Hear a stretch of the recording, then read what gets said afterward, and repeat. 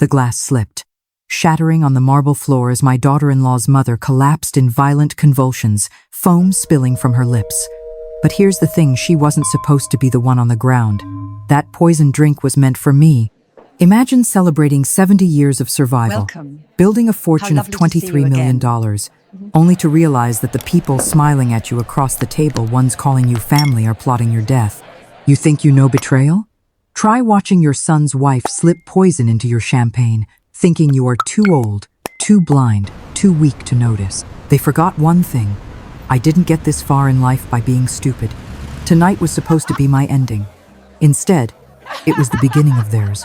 Stay with me and subscribe to Silent Lies, because this story is about to show you how dangerous it is to underestimate a woman with nothing left to lose. The sound of laughter still echoed through my home, mingling with the clink of crystal glasses and the faint notes of the hired pianist in the corner. My retirement party was in full swing. For once, I should have been able to breathe, relax, and bask in the triumph of selling my consulting firm for $23 million. A lifetime of battles won, sacrifices made, and nights spent calculating risks had finally given me freedom. Yet, as I stood amid the celebration, I felt the kind of unease that years in business had trained me never to ignore. My son Michael had insisted on this gathering, his warm brown eyes brimming with sincerity. "Mom, you've earned this. Let Jessica handle the details. You just enjoy yourself." Jessica's new daughter-in-law had never been the type to enjoy hosting. She found cleaning beneath her dignity, cooking beneath her talents, and small talk beneath her patience. But suddenly, here she was, transformed into a hostess out of a lifestyle magazine, arranging flowers with obsessive care, directing caterers, even personally polishing the champagne flutes. It was suspiciously out of character, and that alone should have told me danger was close. The guests seemed oblivious. Old colleagues admired the marble counters and the view of the garden. Neighbors chatted about golf games, and my former partner droned on about market shifts. Everyone was relaxed, believing the night was purely about joy. They couldn't feel the tension under my skin or the sharpness in my gaze as I watched Jessica. She stood near the champagne table, her posture just a little too rigid, her eyes darting to make sure no one was watching. But I was watching. Years in boardrooms had taught me that the real story often lies in the small gestures people hope no one notices. Her hand slipped into her purse and emerged with a tiny vial, the kind you might expect to hold perfume or essential oils. My pulse slowed as I saw her tip the contents into one glass, the chipped glass. The glass I had always chosen for myself, not because it was valuable, but because it was familiar. In that instant, everything became crystalline. Jessica was planning to kill me. Most people would panic. They would shout, grab the glass, accuse her in front of the crowd. But panic is a luxury for amateurs. I had not survived a cutthroat industry by reacting. I survived by watching, waiting, and acting when it mattered most. So I smiled, as though engrossed in a boring conversation about interest rates, while my mind sharpened like a blade. Jessica picked up the doctored glass and walked toward me, her face carefully painted with concern. "Sarah, you must be tired. Here, have some champagne. You've earned it." She offered the glass with a smile that never reached her eyes. I accepted it with gratitude that almost looked genuine. "Thank you, dear," I said, my voice smooth as silk. She thought she had won already. That arrogance was her first mistake. 10 minutes later, Jessica's attention drifted as she flaunted a new tennis bracelet to anyone who would listen. That was when I made my move. With the grace of someone who had spent a lifetime hiding strategy beneath charm, I set my glass down beside Helen, Jessica's mother. Poor Helen, sweet, scattered Helen, who always seemed slightly misplaced in a crowd. She picked it up without hesitation, sipping it with a sigh of appreciation. "What interesting flavor," she murmured. The rest unraveled quickly. Within minutes, Helen collapsed, her body convulsing, foam at her mouth, the champagne glass shattering against the floor. Gasps filled the room. Guests rushed forward, and Jessica's scream of horror rang out as she clutched her mother's arm. Her performance was nearly convincing. But when you've seen real fear in hostile boardrooms, you can spot the difference between genuine terror and rehearsed hysteria. "Call 911, someone shouted. Michael pushed through the crowd, his face pale, eyes flicking toward Jessica in a glance so fast most people would miss it. But I did not miss it. I had spent 32 years reading my son's moods. That glance wasn't shock. It was calculation. Paramedics arrived quickly, loading Helen onto a stretcher, the chaos swirling around us like a storm. Through it all, I remained composed, the portrait of a concerned friend, while inside my mind raced. Jessica had meant that poison for me. Michael knew something about it. Together, they thought they could remove me quietly and inherit everything I had built. But instead of watching me fall, they were watching their plan unravel. "Which hospital?" I asked, my voice calm, almost detached. "St. Mary's," the paramedic replied. "I'll follow," I said. Michael cut in too quickly. "No, Mom. You should stay home. We'll handle it." How thoughtful. How very convenient. Keep the target contained, isolated, unaware. But I hadn't fought my way through decades of ruthless competition by letting others dictate my moves. "Nonsense," I replied firmly. "Helen is practically family. I'm coming." And with that, I grabbed my keys, stepping into the night with the certainty of someone who knows the game has only just begun. I was 70 years old, yes, but powerless? Hello, I have a delivery Not for you. even close. The flashing lights of the ambulance cut through the night as I followed closely behind in my car, every instinct telling me to stay near Helen. I drove silently, gripping the wheel as though it were the lifeline tethering me to control. The city blurred past my windows, but my mind was crystal clear. This was not an accident. It had been meant for me. At St. Mary's, the hospital corridors hummed with urgency. I kept close enough to overhear the medical staff, my eyes scanning every clipboard and every expression. Helen was wheeled into a treatment room, her face pale, her body trembling as the Why don't you doctors stay with us worked for a while? quickly. I caught one of them murmuring acute poisoning and another referencing plant alkaloid swords, too precise, too deliberate. Someone had done their homework on untraceable toxins. Jessica had not just attempted murder, she had researched it. Jessica herself paced the waiting room like a caged animal, heels striking the linoleum in sharp, anxious beats. Her hands trembled slightly, though her voice was syrupy sweet when she repeated for the 5th time, "This is terrible, poor Mom. I cannot imagine what happened." Michael sat stiffly in a chair, his phone buzzing every few minutes. He glanced at it, hesitated, then shoved it back into his pocket, avoiding my gaze. His silence spoke louder than any confession.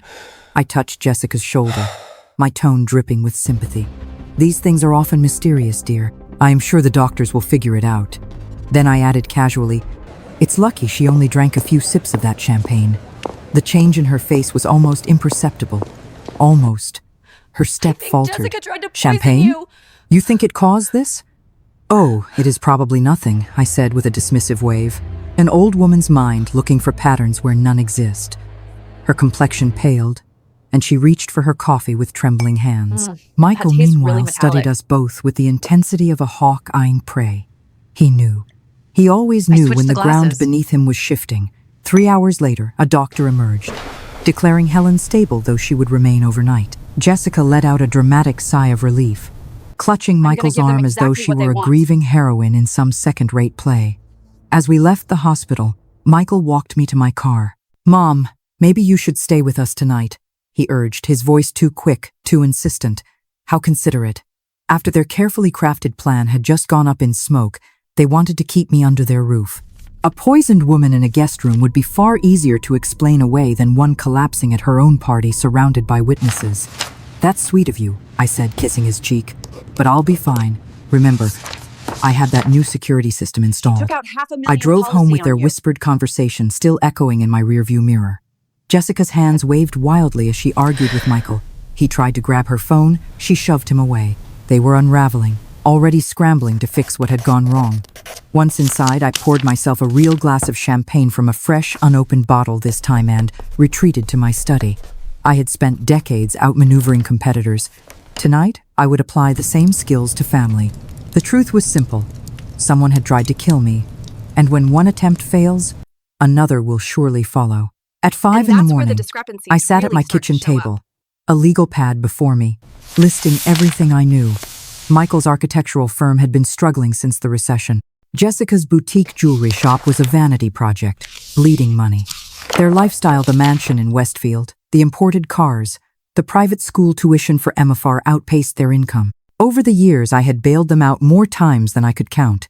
A down payment for their house, tuition when they cried about public schools, cash gifts when Michael complained about being tight, $200,000 in 5 years.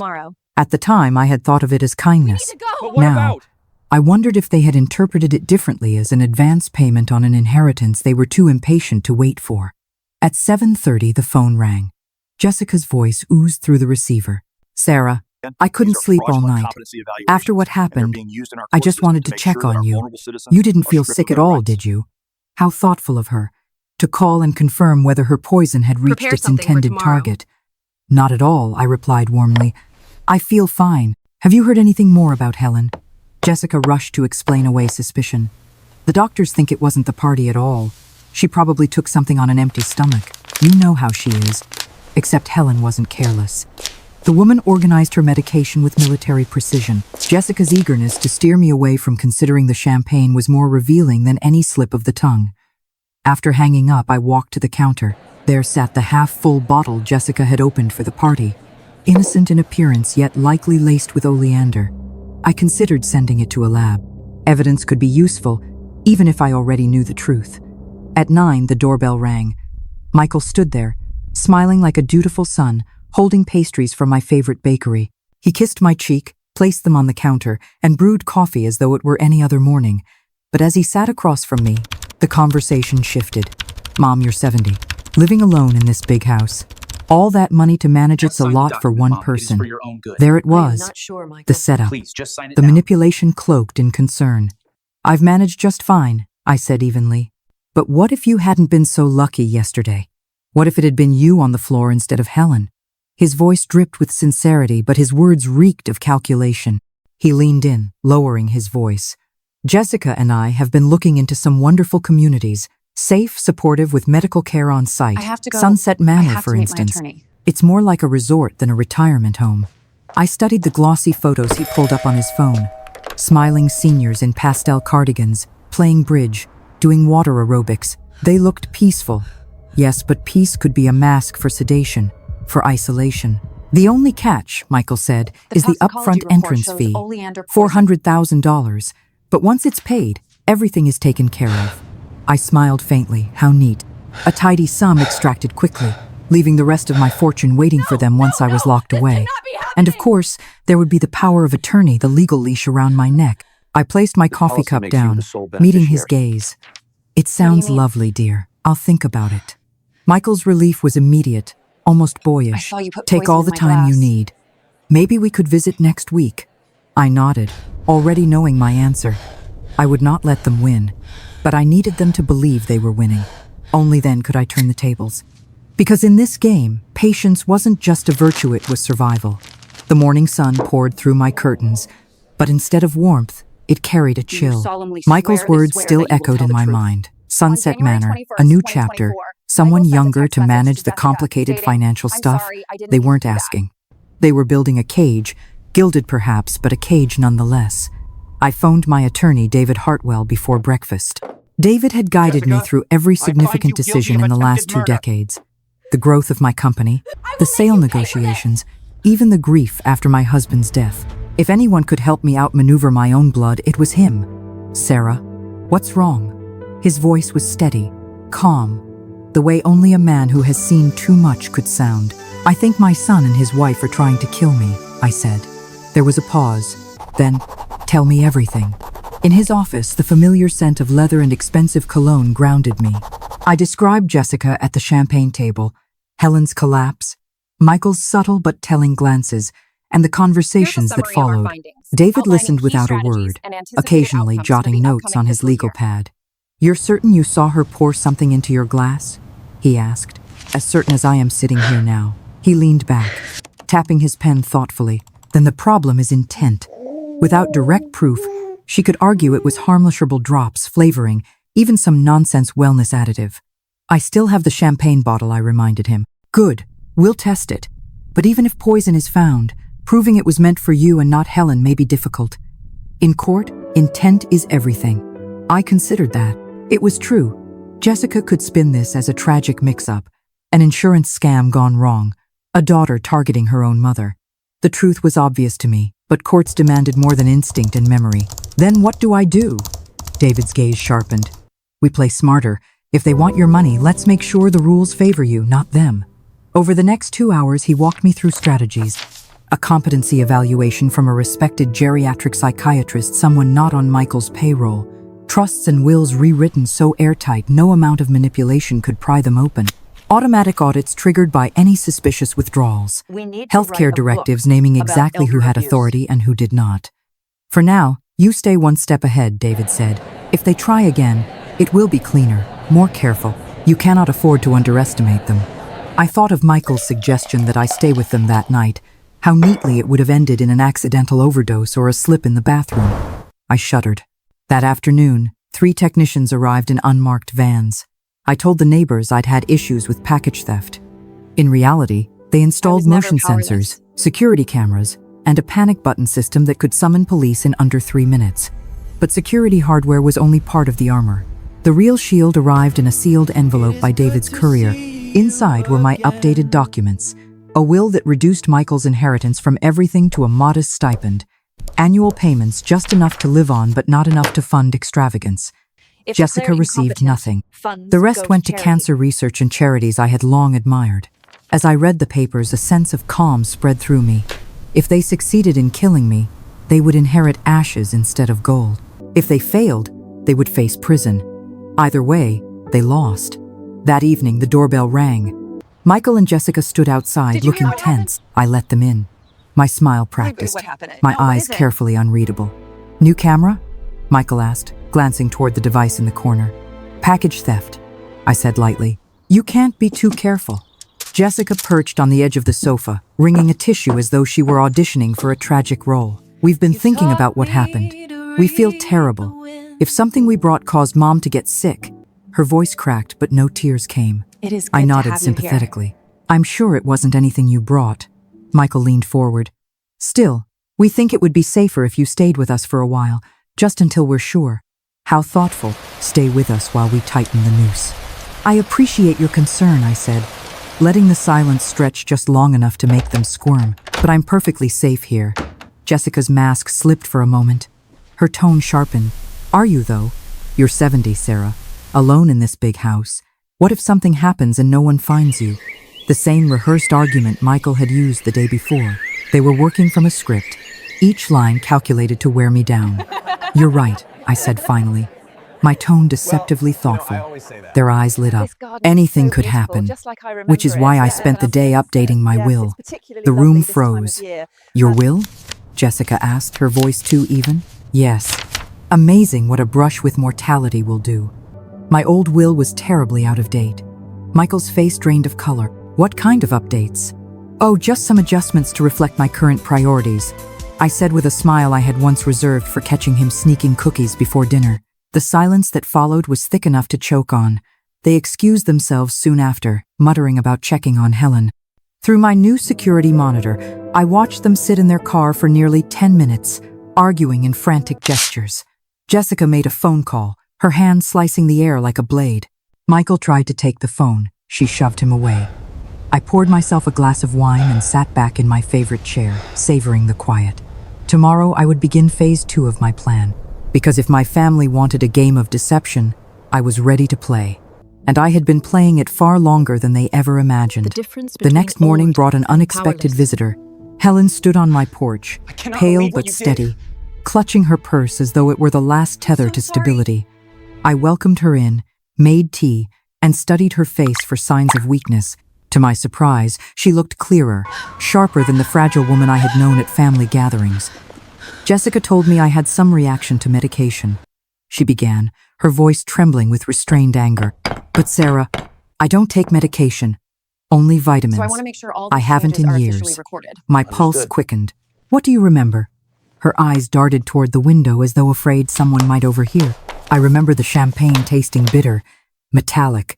I remember Jessica standing at the table earlier with a small bottle, like one of those droppers people use for oils. She hesitated, then whispered, Sarah, I think my daughter tried to poison you. I set my cup down carefully, the porcelain clinking softly against the saucer. You're not wrong, I said. I saw her. I switched the glasses. The color drained from Helen's face. Then I nearly died in your place. Yes, I replied. We sat in silence. Two women absorbing the horror of what family could become when greed twisted love into something monstrous. Finally, Helen asked, What are you going to do? I met her gaze. I'm going to give them exactly what they want, just not in the way they expect. That evening, I called an old contact, Patricia Williams, a private investigator I had once used in business dealings. If Jessica thought her boutique scandals and Michael's architectural failures could remain hidden, Patricia would uncover every dollar, every lie.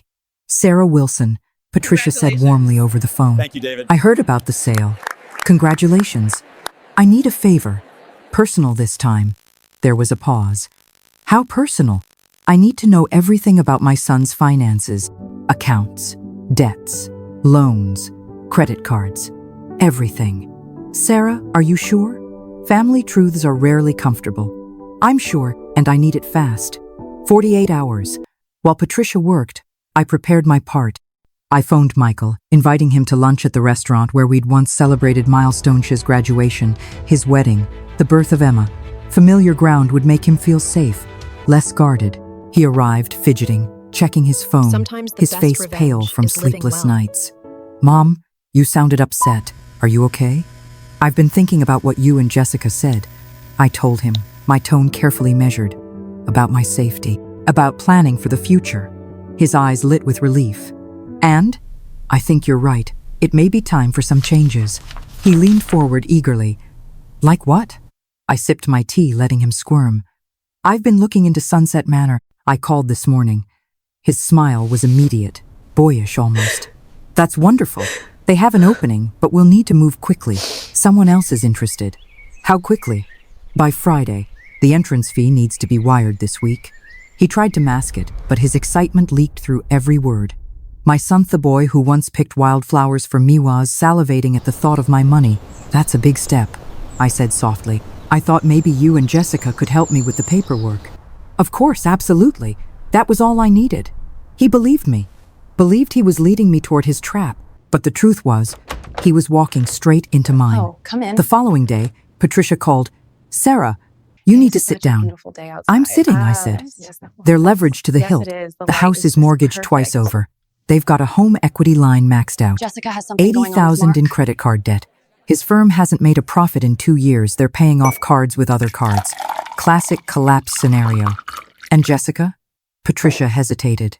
She took out a $500,000 life insurance policy on you 6 months ago. She's listed as beneficiary. The blood in my veins felt like ice. How? She claimed insurable interest as your caregiver. The company probably assumed Michael was the beneficiary. It was worse than I'd imagined. Not desperation born yesterday. This had been in motion for months. And there's more, Patricia continued. Michael's been making payments to a psychiatrist, Dr. Richard Steinberg. Michael and Jessica Specializes in geriatric competency evaluations. The payments started 3 months ago. Hello, my name is I closed Sarah, my and I eyes, need of your help. course. The backup plan. Patricia, how may I If assist poison failed, they would declare me incompetent and seize control legally. That night, Michael and Jessica arrived with a briefcase bulging with papers. They spread them across my dining table like generals before battle. This is the admission contract, Jessica explained, tapping the thick stack. And here is the financial disclosure form. They'll need a list of all your accounts. Michael slid another document toward me. This is the power of attorney. Pretty standard. It just lets me handle things if you can't. I skimmed it. Standard? Hardly. It granted him immediate access to everything. Bank accounts, investments, drowning in even debt. medical decisions. This seems broad, I said lightly. Do I really need to give you so much authority? Michael smiled, practiced and false. It's just precaution, Mom. At your age, it's better to have someone younger Jessica, handle the this is complicated Sarah's life stuff. insurance policy. At your You're the age, how beneficiary. convenient. And if I change my mind? I asked. Jessica interjected just too initial quickly. here. Well, technically you can revoke it. But Sunset Manor has strict policies. It's complicated. Of course it was. I gathered the papers, feigning thoughtfulness. I need to think overnight. Michael made It's these a big payments to you, decision. Dr. Steinberg, Michael from his frowned. personal accounts. Mom, we need to submit by tomorrow if you want the unit. I'll have an answer in the morning. They left reluctantly. I called David as soon as the door closed. David, what do you know about Richard Steinberg? Hello, His Michael. sigh was Would you like to long have and lunch heavy. today? He's known for Yes, being I would love to. flexible. Families hire him when they want a certain outcome. I've seen him declare perfectly lucid people incompetent. So it was true. Jessica and Michael weren't improvising. They had a carefully layered plan. Poison, power Sunset of attorney, Manor, yes. medical declarations, every exit covered. David, I said, I need something prepared for tomorrow morning. Something that will end this once and for all. His pause was deliberate. What kind of something? I could use a The little kind help that with will teach paperwork. my family a lesson they'll never forget. That night, as I sat in my study, the papers spread before me, I rehearsed my moves like a chess player about to strike checkmate. Tomorrow, Michael and Jessica would believe they had won. They would smile, relieved, certain they had me under control. But when the trap snapped shut, it would be them caught in the jaws. Sarah, And I intended to watch. They arrived on a gray morning that felt like the world was holding its breath. Michael and Jessica came with the same forced politeness they had worn like armor, convinced that the paperwork and the quiet coercion would be enough to finish what they'd started. I had played my part all week, feigned indecision, bittersweet recollections of a life lived, hesitant nods at the idea of Sunset Manor. They thought they had softened me. They had no idea how hard I had been sharpening every move in the shadows. We sat at the dining table as if this were a simple transaction. Jessica opened her laptop and began to type, eyes flicking up to mine only when she needed a number or a signature. Here is where we will be meeting. Michael spoke in soft, urgent phrases that sounded almost sympathetic. We just want what is best, Mom. We worry about you when you are alone. He imagined these words would butter me into trust, would make me a willing surrender to their neat little plan. When it came time for the final signatures, I produced the papers David had prepared. They looked ordinary at a glance. Lines to initial, places for names and dates, the sort of bureaucratic scaffolding people hand over without second thought. Michael reached out, fingers trembling with the suppressed excitement of a man who had already counted his imagined windfall. Jessica leaned in to guide him, whispering reminders about which box to check. Then, the doorbell rang. They both froze. Michael straightened, a vein flickering at his temple. I just can't believe Jessica's eyes narrowed like a predator's. We need to For a figure this moment, out. nothing moved but the clock on the mantel, its hands cannot ticking believe away what the you seconds did. like jury You members in a always do trial this. that had not yet yelling for a started. second. I stood and moved to the door. Through the security monitor, I could see a woman in plain David, clothes and a I man in need you to answer uniform. me now. Detective Lisa Morrison introduced herself with the calm Steinberg's authority of someone who corruption had is a seen cancer too in many this family company, disputes and it will wrapped in destroy lies. us all. Behind her, another officer with a folder full of documents waited. Mrs. Wilson, Detective Morrison said, Prepare something "We need to speak unforgettable." with you about an incident at your residence last week. There were some unusual findings in the toxicology report. If they had expected panic or denial, they were in for disappointment. I invited them in and asked them to sit. The room smelled of coffee and polished wood. Michael sat as if stuck in wet cement.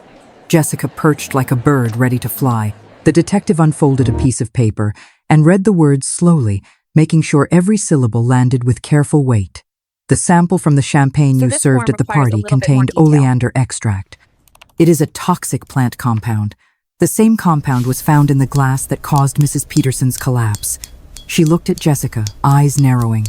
We also reviewed hospital reports, and Mrs. Peterson's blood work confirms ingestion of a plant alkaloid consistent with oleander. Jessica's face whitened in stages, like paint applied in hurried layers. "This is ridiculous," she cried. "I would never." Her voice dissolved into a high-practiced hysteria. Detective Morrison continued. "We also discovered that a life insurance attorney is policy coming. was issued 6 months ago naming Jessica Hartwell as the primary beneficiary. That gives a potential financial motive." She slid another file across the table, Michael's phone, Detective Morrison. which Jessica had insisted be on silent, buzzed once and vibrated against the wood. He fumbled for it, then realized he no longer had any Oleander control over the poison was room. in the "You put champagne." poison in my glass," I said quietly, looking directly at Jessica. No, The quiet cut through the hysteria like a believe that. blade. "I saw you with the small vial." Gasps rippled through the guests who had remained in the house. This is A Jessica's neighbor's life voice insurance trembled, policy on Sarah. asking if this could be true. Jessica's hands flew to her mouth, as if to claw I saw you words pour back it into into my silence. glass. Michael stood, a small, desperate animal trying to make sense of a trap that had closed on him faster than he could scramble free. Detective Morrison produced another document, a subpoena for the bottle, which I handed over without hesitation. It had been sitting on my counter since the party, an innocent artifact of celebration. The lab's report, she said, matched the compound found in Mrs. Peterson's system. She placed copies of the paperwork on the table where Michael's hands had just been. "Jessica Hartwell, you are under arrest for attempted not murder," know. she said. And the handcuffs clicked not like a know. percussion beat, punctuating the end of an act none of us wanted to perform. Her scream was raw, not the modulated performance she had used earlier. Rage flashed across her face, then fear. For a fraction Jessica, of a second, the court is ready I for your saw the woman testimony. who had once been my son's partner possibly someone who had loved differently She won't before change her greed mind. rewired her values. Michael sank into a chair, his shirt collar damp with sweat. "I never knew she would," he stammered. His explanation crumpled under the weight of texts and receipts I had shown to Detective Morrison, pieces of the Patricia report and the payments to Dr. Guilty. Richard Steinberg that tied him into the plan. Throughout the interrogation that followed in my living room, texts were read aloud, messages that painted a picture of plotting, timelines, and a Michael, chilling the court callousness about sentences you my to 3 fate. years. There was a thread of messages that made my stomach twist. Talk of moving quickly, of ensuring that once I was taken care of, the finances would be orderly. It was worse than greed. It was a plan that treated a human life as an inconvenient accounting detail. My son wept at one point. A sound that broke something in me I had not known was still soft. He insisted he had not intended murder, only a push toward what he considered Helen, safety. it's so good He to spoke see of being you. frightened Me of too. I'm failure, so glad I of could make it. debts, and the humiliation of insolvency. I He am begged for thinking forgiveness, about writing for some a way to book fix a life that on he and elder his abuse. wife had hollowed out in small compromises until the foundation gave way entirely. I looked at him and saw the child who had painted my hallway with tempera on rainy afternoons. I saw how love can be twisted into entitlement. The sorrow I felt was a physical the thing, updated trust a documents, hollow in my Thank you, chest that David. did I not will review soften them the immediately. resolve I had sharpened over weeks. Jessica's arraignment moved swiftly. The evidence lab results, witness statements, the insurance policy, and the messages created a dam that held back any reasonable doubt. She was charged with attempted murder. Michael faced charges of conspiracy to commit elder abuse and fraud. Their lives, built on a foundation of borrowed money and brittle pretenses, began to crumble in courtrooms and depositions. After they were taken away, I sat in my living room until the light waned. The house felt emptier, but not in the way I had feared. It was quieter in the sense of finality, a quiet that follows truth being spoken aloud. Helen recovered in a rehabilitation ward, and we scheduled weekly coffee where we unraveled the strangeness of loving someone who could plot you into death. News spread, as it always does. There were whispers in the neighborhood and columns in the local paper about greed, elder abuse, and the sophisticated ways families could betray one another. Some called me cold. Some said I should have forgiven. I chose a different route: accountability. In the weeks that followed, court proceedings unfolded and sentences were handed down. Jessica received a lengthy great day, prison term Sarah. for attempted Enjoy murder. the pie. Michael, pie. whose hands had built a house and whose mind had been bent by fear, received a sentence that reflected conspiracy and malfeasance, though his remorse was a factor in a lesser term than he might have otherwise faced. The law had acted. It had not healed everything no law could, but it had saved me from becoming a cautionary tale of compliance and regret. Loss lingered, not only of family, but of the illusion I had once held that love was always safe. Yet in that loss there was a hard-earned clarity. I restructured my estate, set up harder firewalls around my finances, and established trusts that would protect my assets from similar predations. I doubled This is down not on just community survival. ties and strengthened It is friendships built on victory. mutual respect and shared history. Sometimes, Thank you, late at everyone. night, I would walk into my garden and watch the roses nodding off towards sleep. Growing older had been a journey of loss and discovery. I had lost faces that once promised comfort, but I had found a resilience I did not know I possessed. The ending they had planned for me had been rewritten. I would live on my terms, secure in the knowledge that cunning can be matched by cunning, and that patience, prudence, and a willingness to act are the mightiest forms of self-defense. 3 months later, the garden bloomed as if it had been waiting for a quiet that finally arrived. The roses were heavy with color and scent, the kind of generous flowering that makes neighbors slow their cars when they pass. I sat on the back steps in the early light, coffee warming my palms, and let the hush of morning settle over me. For the first time in a long while, I could hear only ordinary things. A sprinkler ticking in the distance, a mourning dove calling from the fence, the soft scrape of a gardener's rake against gravel. There had been a time not long ago when every sound felt like a Sometimes I footstep look in the behind mirror me. Now, and I it was see my only a mother. day beginning. Jessica was in prison. The trial had moved faster than I expected once the lab results and the insurance paperwork were laid side by side under the courthouse lights. Motive, method, opportunity, It's so good to all the see tidy you. boxes that prosecutors like to check. The judge spoke in a measured voice about consequences and the sanctity of life as if she were counting beads in a rosary. 15 years. I had thought the number would feel like justice. It did not. It felt like a weather Age report from a is not city I would never weakness. visit again. It is Michael's strength sentencing came forged next. in fire. Conspiracy and fraud. Here's to another The charges beautiful day. rolled across the courtroom like a tide that he could neither outrun nor charm.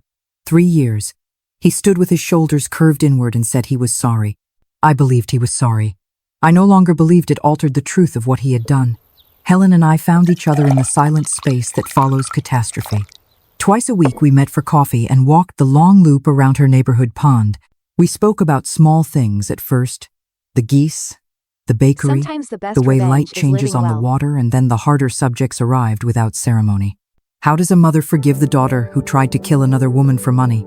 How does a mother forgive herself for not seeing what her child was capable of? There were no answers, only the relief of speaking aloud the questions that claw in the dark when you are alone. My attorney David visited one afternoon carrying a briefcase and a quiet I'm proud of you too, satisfaction I Grandma. had come to recognize. He sat in my living room with the easy familiarity of a man who has aged alongside your life, watching it bend and correct itself.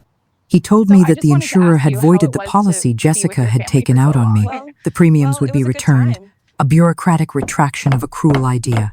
He told me that Michael's creditors were closing in, that the house with the cathedral ceilings and the perfect countertops would be auctioned to cover debts. The bank wanted to know if I had any interest in buying it. I said no. Sometimes the only clean line you can draw is the one that refuses to circle back. David passed me a final document, the trust restructuring completed at last. There were clauses now that would have seemed paranoid to me a year ago. Automatic audits, medical directives fitted like dovetails, and a single line that made me breathe easier than I had in months. If anyone ever tried to have me declared incompetent without cause, the trust would automatically transfer to charity.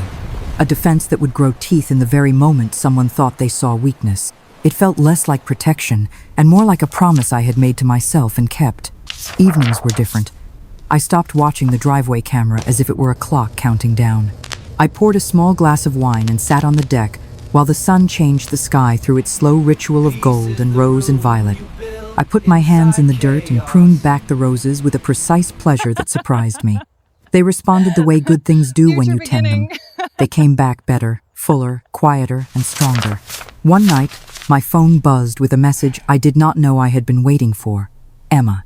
She wrote that she had been accepted to Northwestern's pre-law program. Her words were bright, even through a screen, and I could see her face the way it had looked when she was a little girl chasing bubbles across my lawn, laughing like the world would never end. I told her I was proud of her.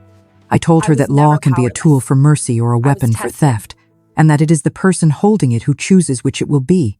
She asked if she could visit in the summer.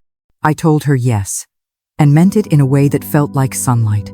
People like to talk about closure as though life were a book with pages you can press shut. Okay. This and was then we not just that. fill This was that amending. up. Some Yes, seams yes. would always show, and perhaps that is how it should be. Scars remind you of what you survived and of the tenderness you owe yourself going forward. There were quiet acknowledgments in the community. A neighbor left a pie on my porch with a note that said only, "You are not alone." A former client sent a postcard of a cliffside garden and wrote, "You taught me to read the wind." I found that I wanted fewer people and deeper conversations. I found that my appetite for ostentation had vanished like a flavor I once believed I enjoyed because others did. I thought a great deal about age, not as a number, which is a lazy way of measuring a person, but as a landscape you learn to cross. There are valleys and stairs cut into stone and small clearings where you realize you can see farther than you used to. Age had not taken my power. It had clarified it. The world may try to translate age into fragility, to move you toward a quiet corner where you will not trouble the young with your insistence on being vivid. I had refused that translation. I chose a different language for myself. Practical. Exact. Alive. On a late afternoon in July, I walked the boundary of my yard, along the fence line where my Legacy is husband not once money. planted climbing roses It that is still insist on reaching higher. I remembered the way he said you are not paranoid if they really are out to get you. And I laughed a small sound, private and real.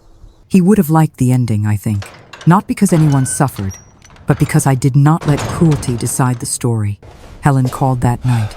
She was thinking of writing a short book, she said, about elder abuse and what it looks like when it wears the face of love.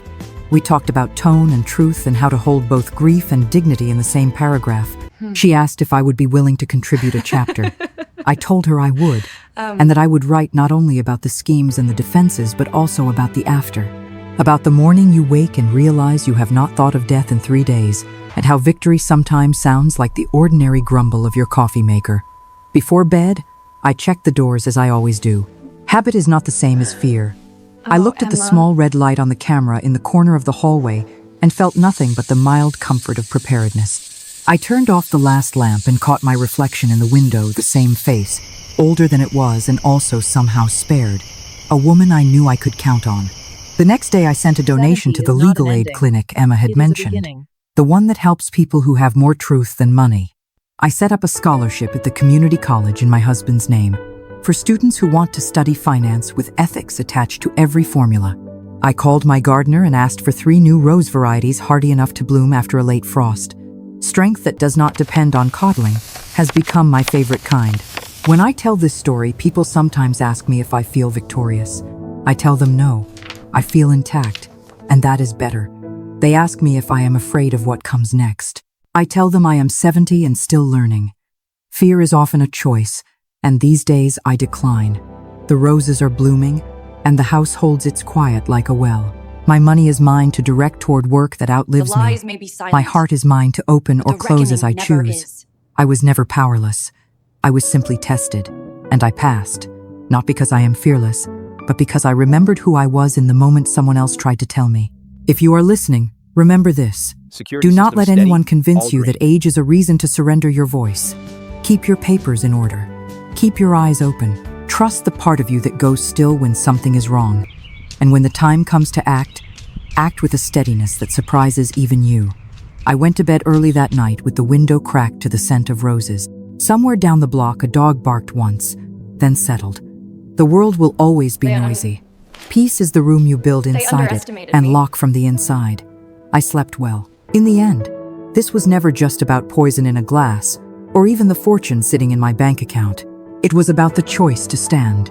Even when those who should protect you become the ones who would destroy you.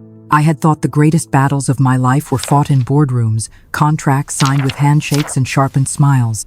But Noit was here, in my own kitchen, surrounded by family, where the fiercest war was waged. People ask me if I regret what happened. If I regret seeing my son led away in handcuffs, his wife screaming like a cornered animal. The truth? I regret that love was not enough to hold them back from greed. I regret that blood ties can tangle into snares instead of bonds. But I do not regret protecting myself. I do not regret proving that age does not equal weakness. Because when they thought I was powerless, I found the strength to outplay them. When they thought I was blind, I saw every move. When they thought my story was ending, I wrote a new chapter. At 70, I have learned that the world will try to convince you your value fades with years, that your voice should soften, your independence diminish, and your decisions belong to others. But let me tell you something. Power is not lost with age. It is sharpened. It is deepened. It becomes the steel you carry after surviving storms most people could never imagine. So if you are listening, hold on to your truth. Guard your life fiercely. Never hand your freedom to those who see you only as a number in a bank account. Family may betray you. Friends may fail you. But if you know yourself, if you fight for yourself, you will never be defeated. This is not just my story. It is a warning, a reminder, a call. Do not underestimate the strength that comes with scars. Do not underestimate the fire that still burns in hearts labeled too old. And above all, do not underestimate a woman who refuses to be silenced. Because I am not finished, and neither are you. Subscribe to Silent Lies for more stories that cut deep. Stories that remind you that truth, once spoken, is louder than any betrayal. The lies may be silent, but the reckoning never is.